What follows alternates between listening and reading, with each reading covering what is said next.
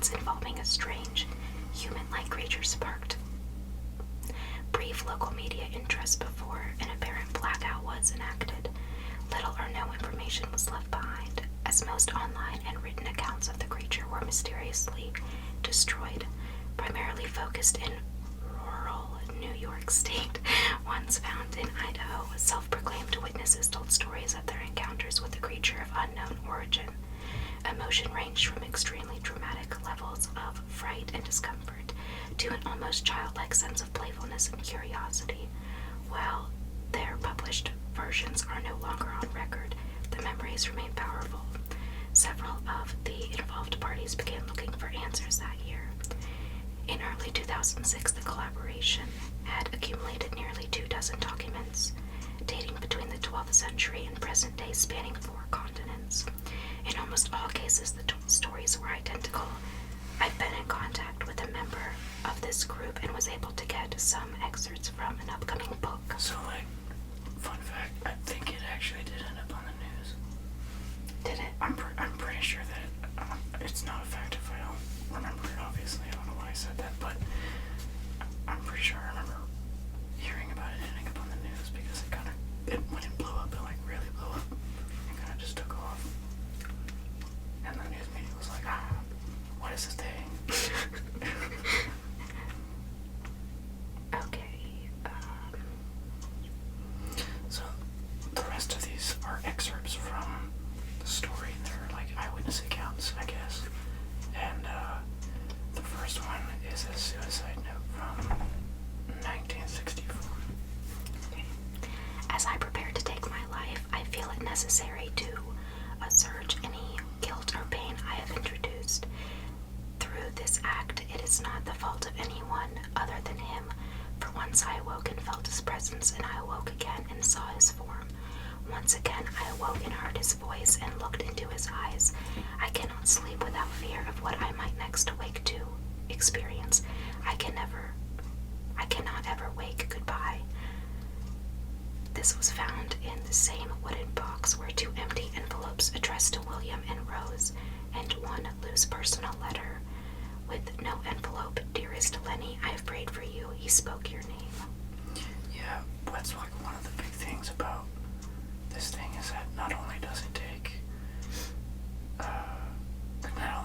affect you physically, but it takes a severe mental toll on you because it kind of keeps you from sleeping. It's supposed to show up in your room and watch you while you sleep, which is super creepy.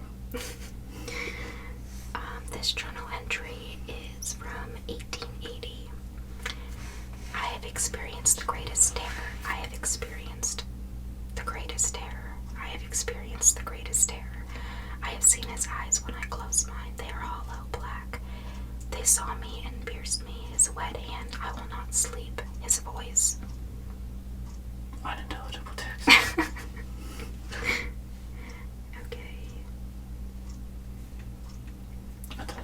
The next one is a Mariner's Log from 1691. He came to me in my sleep. From the foot of my bed I felt a sensation. He took everything. We must return to England. We shall not return here again at the request of the rake. So these are kind of just little short stories to expand the lore of the rake. The next one we're going to read is the longest one, and it's probably the one that everybody knows the best. I'm pretty sure this is the story that made it take off. This is the one that was like, oh my god, what the hell is this? Okay, this is from 2006. It says, 3 years ago, I had just returned from a trip from Niagara Falls with my family on the 4th of July. We were all very exhausted after a long day of driving, so my husband and I put the kids right to bed and called it a night. At about 4 a.m., I woke up thinking my husband had gotten up to use the restroom. I used the moment to steal back the sheets only to wake him in the process. I apologized and told him I thought he got out of bed. When he turned and faced me, he gasped and pulled his feet up from the end of the bed so quickly, his knee almost knocked me out of the bed. He then grabbed me and said nothing. After adjusting to the dark for half a second, I was able to see what caused the strange reaction at the foot of the bed. Sitting and facing away from us, there was what appeared to be a naked man, or a large hairless dog of some sort. Its body position was disturbing and unnatural, as if it had been hit by a car or something. For some reason, I was not instantly frightened by it, but more concerned as to its condition. At this point, I was somewhat under the assumption that we were supposed to help him. My husband was peering over his arm and knee, tucked into the fetal position, occasionally glancing at me before returning to the creature. In a flurry of motion, the creature scrambled around to the side of the bed and then crawled quickly in a flailing sort of motion right along the bed until it was less than a foot from my husband's face. The creature was completely silent for about 30 seconds, or probably closer to 5. It just seemed like a while. Just looking at my husband, the creature then placed its hand on his knee and ran into the hallway leading to the kids' rooms. I screamed and ran for the light switch, planning to stop it before he hurt my children. When I got to the hallway, the light from the bedroom was enough to see it crouching, hunched over about 20 feet away. He turned around and looked directly at me, covered in blood. I flipped the switch on the wall, and I saw my daughter, Clara. The creature ran down the stairs while my husband and I rushed to help our daughter. She was badly injured and spoke only once more in her short life. She said, "He is the rake." My husband drove his car into a lake that night while rushing our daughter to the hospital. They did not survive. Being a small town, news got around pretty quickly. The police were helpful at first, and the local newspaper took a lot of interest as well. However, the story was not published, and the local television never followed up either. For several months, my son Justin and I stayed in a hotel near my parents' house. After we decided to return home, I began looking for answers myself. Eventually, I located a man in the next town over who had a similar story. We got in contact and began talking about our experiences. He knew of 2 other people in New York who had seen the creature we now refer to as the rake. It took the 4 of us about 2 solid years of hunting on the internet and writing letters, coming up with a small collection of what we believed to be accounts of the rake. None of them gave any detail, history, or follow-up. One journal entry involving the creature in his first 3 pages, and never mentioned it again. A ship's log explained nothing of the encounter, saying only that they were told to leave by the rake. That was the last entry in the log. There were, however, many instances where the creature's visit was one of a series of visits with the same person. Multiple people also mentioned being spoken to, my daughter included. This led us to wonder if the rake had visited any of us before our last encounter. I set up a digital recorder near my bed and left it running all night, every night for 2 weeks. I would tediously scan through the sounds of me rolling around in my bed each day. When I woke up by the end of the 2nd week, I was quite used to the occasional sound of sleep while blurring through the recording at 8 times the normal speed. This took almost an hour every day. On the first day of the 3rd week, I thought I heard something different. What I found was a shrill voice. It was the rake. I can't listen to it long enough to even begin to transcribe it.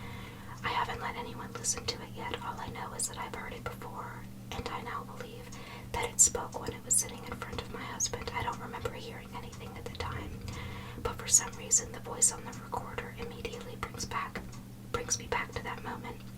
The thoughts that must have gone through my daughter's head make me very upset. I have not seen the rake since he ruined my life, but I know that he has been in my room while I slept.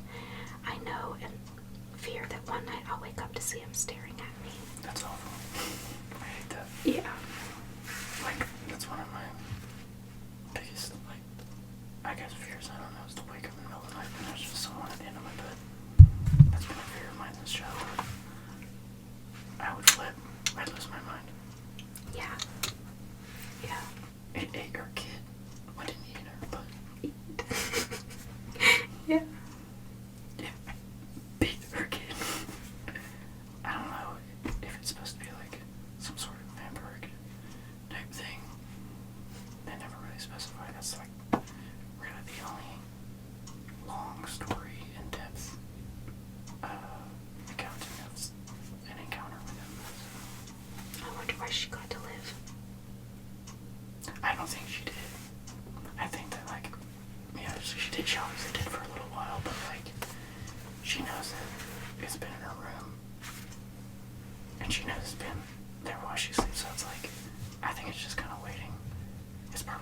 its game, like its little, it might have a process where it likes to play with its food, you know what I mean?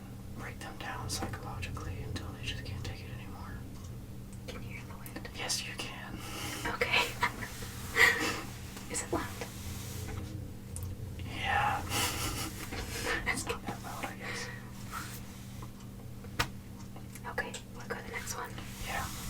So the next one is a Japanese urban legend, if I'm not mistaken. And yeah, it's called the Slit-Mouthed Woman, or the Tale of Uchisaki One. It's an interesting one. Stupid. Okay. I think it's ridiculous. It is a bit ridiculous, I guess. Okay. It's not as cool as the ring. The slit-mouthed woman walks the streets of Japan, wearing a surgical mask and hunting for children. If you cross her path, she will stop you and ask a question. If you give her the wrong answer, there will be horrible consequences. Picture the scene. You are walking home from school, and your path takes you down a deserted city street. Suddenly, you hear a faint noise coming from the shadows. You glance over and see a beautiful woman standing there. She has long black hair and is wearing a beige trench coat. A surgical mask covers the lower half of her face. In Japan, wearing a surgical mask is not uncommon during flu season to prevent spreading germs. Okay, first of all, if I'm a kid and I'm walking home from school, I'm not taking back alleys to get home. I am staying in a populated area. I am a child. Okay? I don't think children should be allowed to walk home alone by That's themselves. the damn bus. Okay. She steps out of the shadows and blocks your path. Am I beautiful? She asks. Nope. Before you can answer, she tears off her mask, revealing a hideously deformed face. Her huge mouth is sliced from ear to ear and gapes open, revealing rows of sharp teeth and a big red, disgusting tongue twisting and twirling inside. Am I beautiful now? She screams. Terrified, you struggle to answer her. If you say no, she pulls out a huge pair of scissors and kills you immediately, chopping off your head. If you say yes, she takes your scissors and slices your mouth from ear to ear, making you look just like her. If you try to run away, she will hunt you down and kill you by slicing you in two. The only way to escape her is to give a non-commutal answer. If you say you look average or look normal, she will be confused, giving you enough time to run away. There are many rumors about how she got her horribly disfigured mouth. Some say that her slit mouth is a result of plastic surgery that went horribly wrong. Others say she was injured in a terrible car crash. Some even believe she is an escaped mental patient who is also demented. I cannot read. You got it. Some even believe she is an escaped mental patient who is so demented she cut her own mouth apart. Okay, but isn't there another part? Yeah. Okay, good. Do that, then I'll say what I gotta say. Okay. According to one legend, years ago in Japan, there lived a very beautiful woman who was extremely vain and self-absorbed. Her husband was a very jealous and brutal man, and he became convinced that she was cheating on him. In a fit of rage, he took a sword and slit her mouth from ear to ear, screaming, "Who will think you are beautiful now?" She became a vengeful spirit and began wandering the streets of Japan wearing a surgical mask to hide her terrible scars. Okay, I have a few bones to pick with that story. First of all, how big are these scissors and where did she get them from? What is she walking around with hedge trimmers? How's she gonna cut your head off with, like, that's gonna take forever. You just be like, how's she gonna cut you in half with a pair of scissors? Are edge trimmers considered scissors? I don't know. Maybe they're like those scissors that you see when people, like, at the grand opening, where they, like, cut the ribbon. Oh, yeah. Why is she walking around with a novelty pair of scissors, like a giant size pair of scissors? Why is she walking around? In general. Yeah. You're dead. Be dead. I don't know. I can't help but think that, like, things like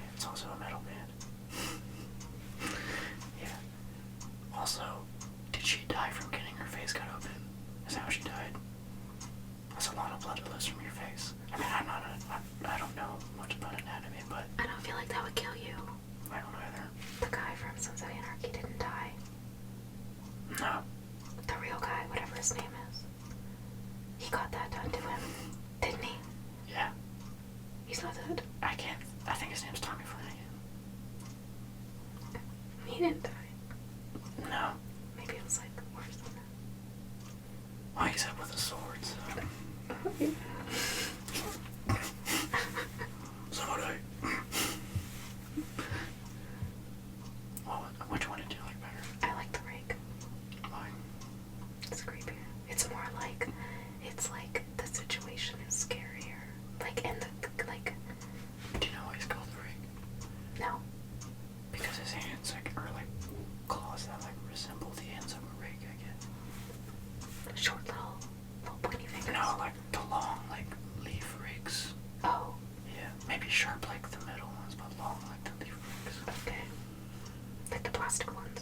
Yeah, you know what I like about the rake? He doesn't walk around with a giant pair of scissors. No, he just sits at the foot of your bed. Yeah, and eats your kids. He can eat her. He tried.